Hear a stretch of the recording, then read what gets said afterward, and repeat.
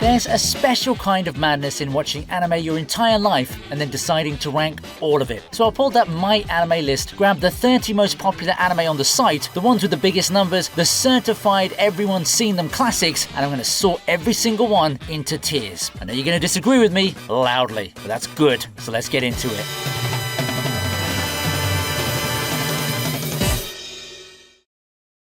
I started Attack on Titan thinking it was a show about people fighting giants. I finished it understanding it was about everything. Freedom, cycles of hatred, the unbearable cost of survival. Few stories have transformed as radically as this one, beginning as visceral horror behind the walls and ending as a geopolitical tragedy that left the entire fandom at war with itself. That's the mark of something special, isn't it? It made people feel, even when they hated where it went. The animation across both studios is staggering. The soundtrack is the closest anime has come to a national anthem, and moments like the basement reveal or the rumbling are burnt permanently into my brain. It dared to follow its premise to the bleak, uncompromising conclusion it demanded, knowing full well it would divide everyone. This is storytelling with safety off. S tier, without a flicker of hesitation, and probably my number one.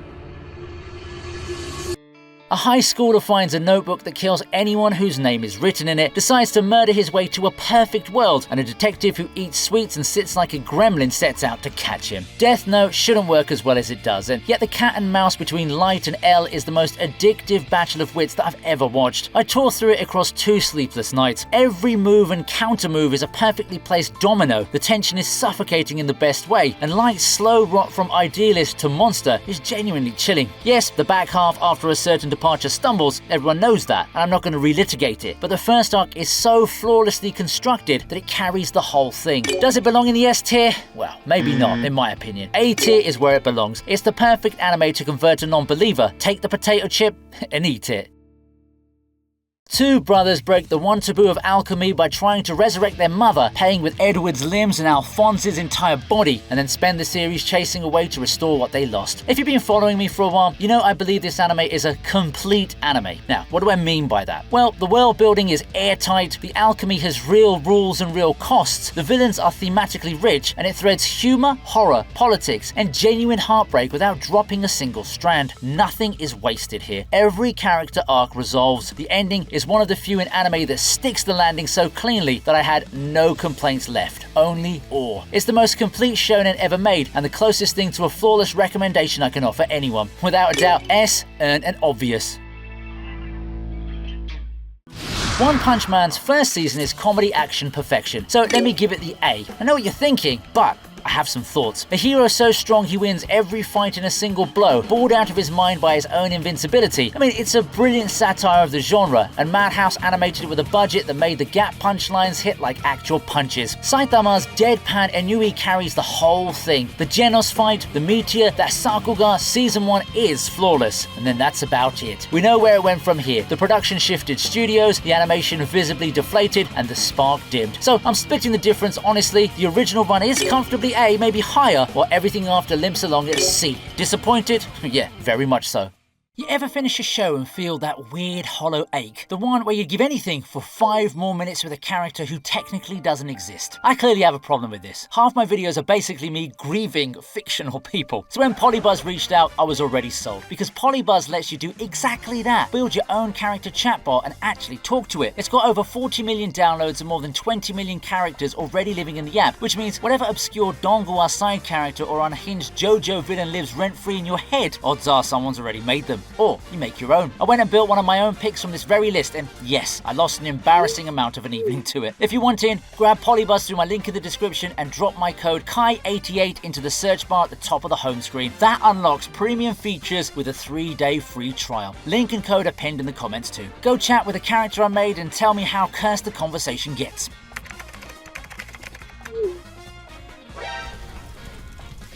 Anyway, back to the video.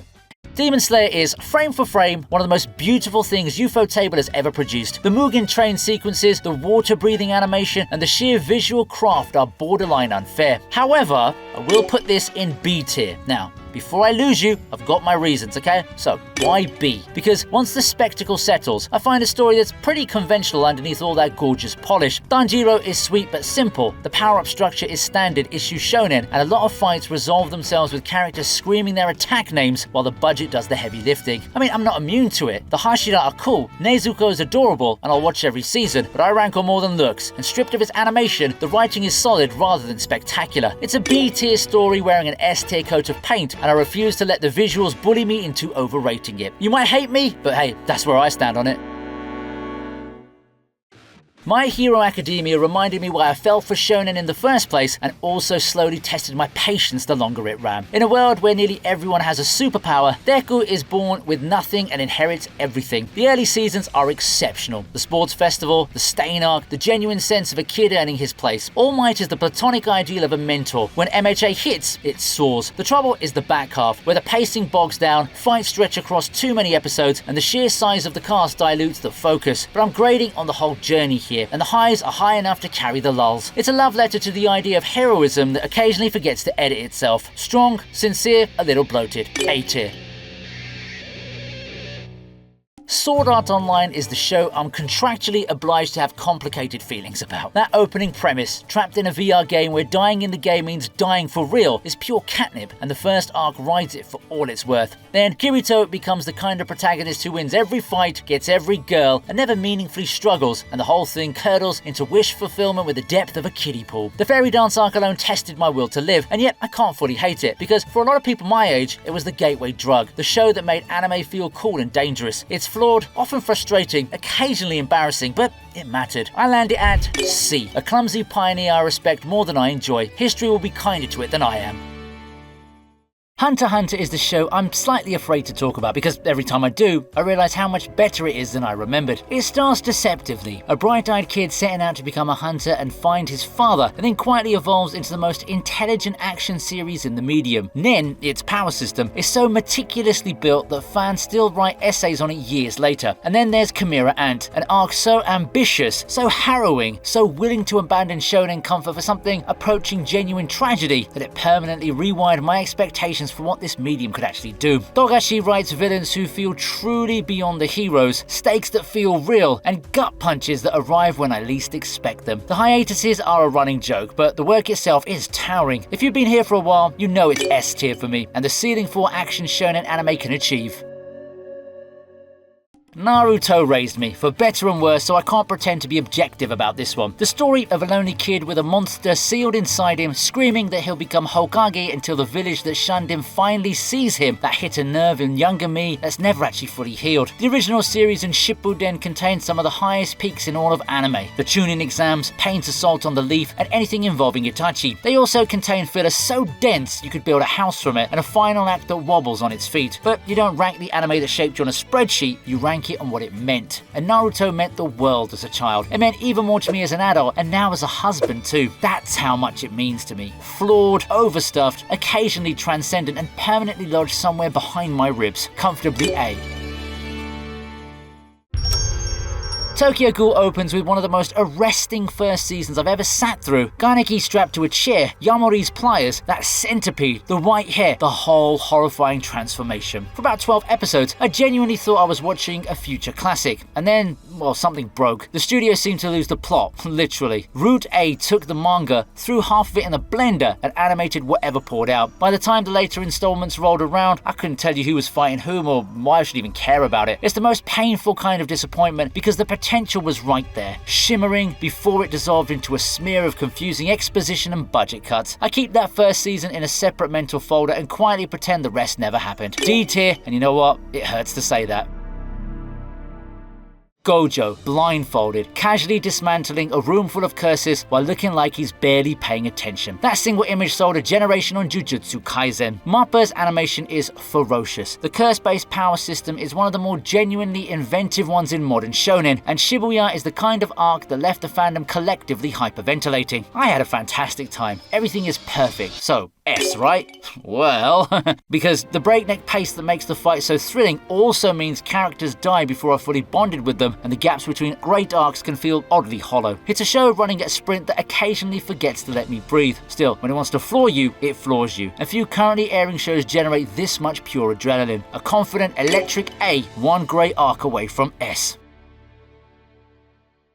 I went into Your Name expecting a pretty body swap romance. I left staring at the ceiling for an hour. Shinkai's film about two teenagers who inexplicably wake up in each other's bodies starts as a charming comedy and gradually reveals itself as something far more aching. A story about distance, memory, and people connected across a gap they can't explain. The animation is so beautiful, it feels almost rude. Every frame looks like a painting someone bled over. That second act twist reframed everything I thought I was watching and knocked the wind clean out of me. If I have one knock against it, it's that the climax leans a touch hard on coincidence, but I was too busy being emotionally demolished to care. It's the film I hand to anyone who claims anime can't move them. A tier and a tier or two. Steins Gate asks for your patience, then rewards it more handsomely than almost any thriller I've seen. I won't lie to you, the first 11 or so episodes are a slow, talky slog about a self-proclaimed mad scientist messing with a microwave that texts the past. I nearly bailed, but you know what, I'm so glad I didn't, because once the trap snaps shut, this becomes an unbearably tense time travel tragedy where every attempt to fix things makes them worse, and Okabe's collapse from goofball to broken man trying to save someone he loves is some of the finest character work in the medium. The science is nonsense, the emotion is airtight. It earns its devastation by making me sit through the calm before the storm. Survive this setup and the back half is genuinely unforgettable. A tier, dangerously close to higher.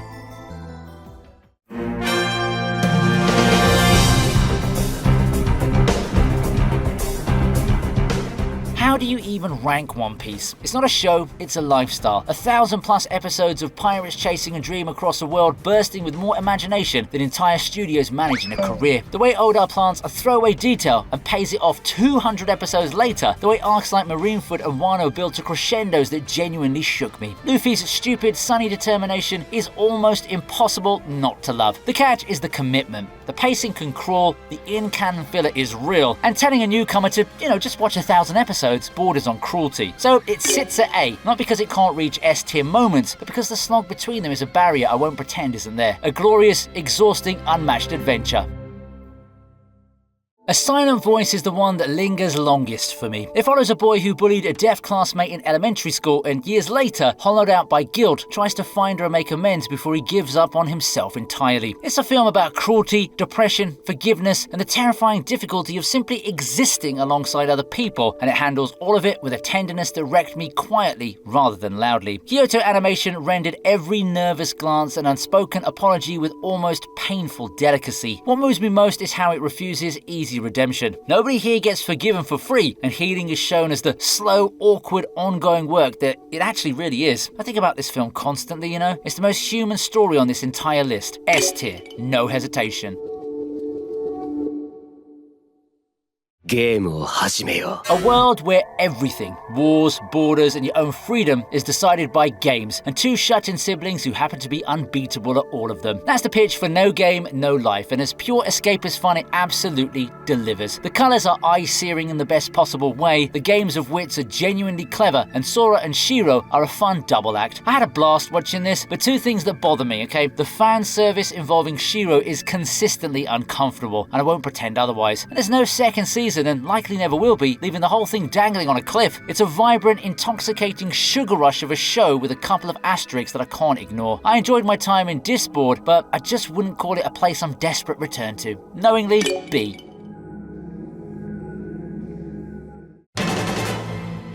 Alright, Code Geass. Lelouch is a phenomenal protagonist. The chess match scheming is electric, and that infamous ending is the kind of bold swing more anime should attempt. When Code Geass is at full tilt, few shows match its operatic intensity. But I rewatched it recently and the cracks showed. The mecha battles feel weightless, the plot leans on contrivance and convenient Geass loopholes, and the swerves into pizza product placement melodrama haven't aged gracefully. It's a brilliant show standing on a frankly silly skeleton, and the older I get, the more that silliness pokes through the brilliance. I still love it, that's not in question, okay? I just can't put it shoulder to shoulder with my absolute favourites anymore. A confident, slightly nostalgia-clouded B.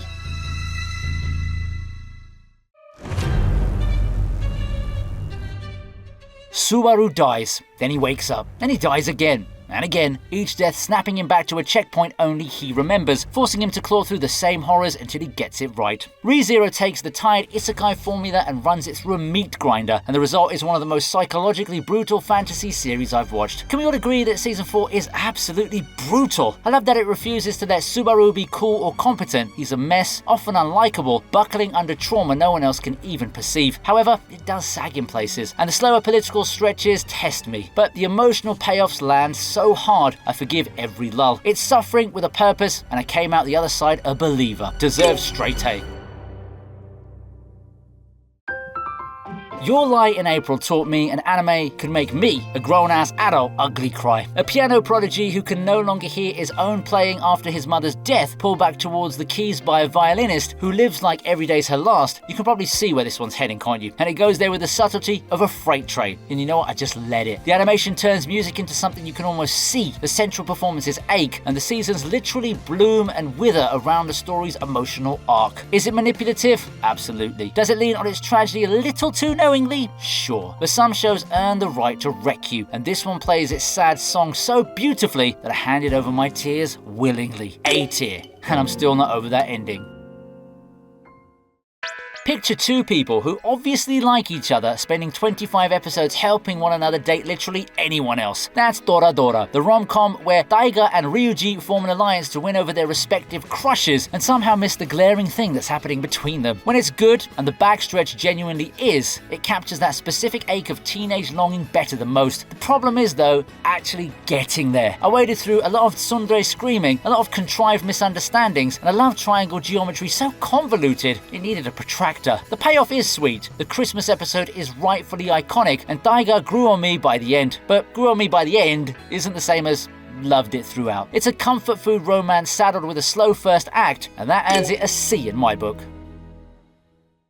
Mob Psycho 100 might be the most quietly wise action anime on this entire list, and it hides that wisdom behind some of the most deranged, gorgeous animation Studio Bones has ever flung at a screen. Mob is an overpowered psychic kid whose whole arc rests on the radical idea that powers don't make you special, kindness and effort do. That message could have been saccharine. Instead, One's writing makes it land with disarming sincerity, and Reagan, his con artist mentor, is one of my favourite characters in anything. The fights are spectacular precisely because the show treats violence as a last resort rather than a goal. It's funny, it's heartfelt, it's visually unhinged, and it's smarter than it has any right to be. This goes straight to the A tier.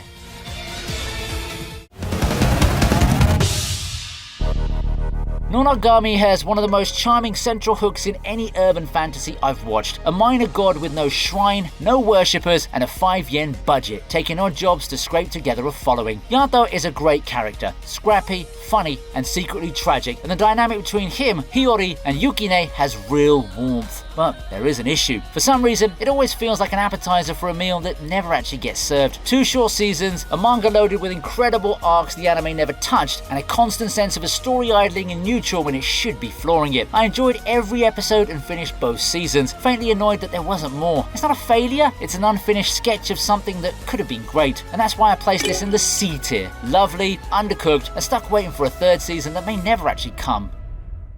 I remember recommending Erase to everyone I knew after the first 6 episodes. The hook is incredible. A guy who involuntarily rewinds time to prevent tragedies thrown back into his childhood to stop a string of kidnappings before they happen. That snowy small town dread, the ticking clock, the way every adult felt like a suspect. I was completely strapped in for this one. And then the mystery resolved itself with all the tension of a wet paper bag. The villain reveal lands with a shrug, the back half rushes through what should have been gut-wrenching, and the emotional payoff I'd been promised never really arrived. It's a show that sprints out of the gate and then trips over its own shoelaces 100 meters from the finish. Brilliant setup, fumbled landing. I still think about what it could have been, which is exactly why it stings enough to sit in D.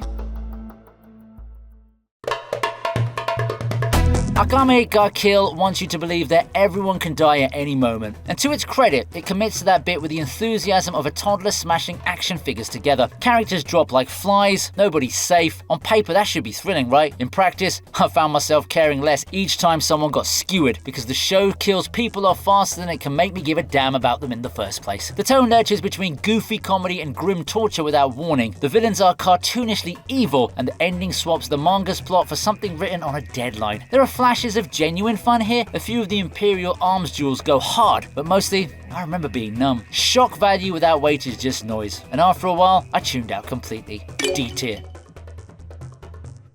On paper, Assassination Classroom sounds like the dumbest thing imaginable. A yellow tentacle alien who moves at Mach 20 becomes the homeroom teacher of a class assigned to kill him before he detonates the Earth. I'll be honest, when I heard the premise first, I rolled my eyes. But I can't say the same once I finished the anime. I felt genuinely moved, because underneath the absurd premise is one of the most sincere stories about teaching I've come across. Goro-sensei is the mentor every kid wishes they had, including myself, and the way the show builds towards its finale snuck right past my defenses. The comedy is hit or miss, the assassination gimmick wears thin, and the pacing sags in the middle. But the ending, I'm not going to spoil it, but it was not okay. It's a shaggy, uneven, surprisingly tender show that earns its tears the honest way. B tier, and a higher B than I ever expected to hand out. Bleach was the coolest thing my childhood brain had ever encountered, and the 1000-year Blood War seasons recently reminded me the swagger was always real. A substitute Soul Reaper protecting the living from corrupted spirits, with the sharpest character designs and the most quotable soundtrack of the big three, Bleach understood drip before drip was even a word. The Soul Society arc remains a masterclass in escalating stakes. Aizen is still the smuggest man in fiction. The problem, historically, was the sagging middle, the Bount filler, the endless Hueco Mundo crawl, the original anime's abrupt cancellation. But the modern continuation has gone a long way towards redemption, animating the final arc with the budget it always deserved. So I'm ranking it on its best self, which is electric. Style and substance in unequal but compelling measure. Straight A tier.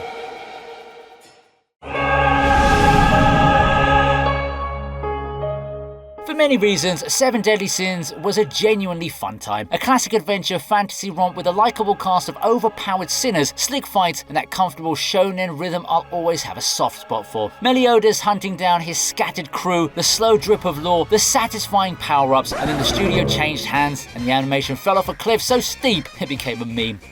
Fights that should have been showpieces turned into static frames and muddy colours, and the storytelling got messier alongside it. Watching the decline in real time was like seeing a friend's band signed to the wrong label. The early run earned a lot of goodwill with me, which is the only reason I'm ranking it at C. I can't pretend the back half didn't actively sour the experience. Strong start, rough finish. Angel Beats tried to make me cry in 13 episodes, and honestly, it got close, which is impressive for a show that barely had time to introduce its own cast. The setup is fascinating. A purgatory high school where dead teenagers rebel against a girl they assume is an angel, all of them working through the regrets that trapped them there. There are moments of real beauty, a couple of backstories that genuinely wrecked me, and a soundtrack I still have on a playlist. But it's cramming a 3-core story into one, and you can feel the seams ripping. Characters get introduced and discarded, the tonal whiplash between comedy and tragedy is dizzying, and the ending reaches for emotional weight it didn't quite earn. I felt something real watching it, just not as much as it clearly wanted me to. A beautiful mess, comfortably at C. The ball goes up, the setter's hands are already there. The whole gym holds its breath. Haikyu makes a high school volleyball rally feel like the climax of a war film, and I'll defend that comparison to anyone. I came in completely indifferent to volleyball and left understanding its rotations better than some actual sports I follow. The cast is the secret. A roster of rivals so well drawn that I caught myself rooting for the opposing team as hard as the heroes. Hinata's boundless energy, Kageyama's growth, the sheer craft of how each match is choreographed for maximum tension. With my own background in sport, this one landed somewhere deep. It's the gold standard for sports anime, full stop. The only reason it's not higher is that the magic lives in the matches more than in the meaning. I think this deserves an A.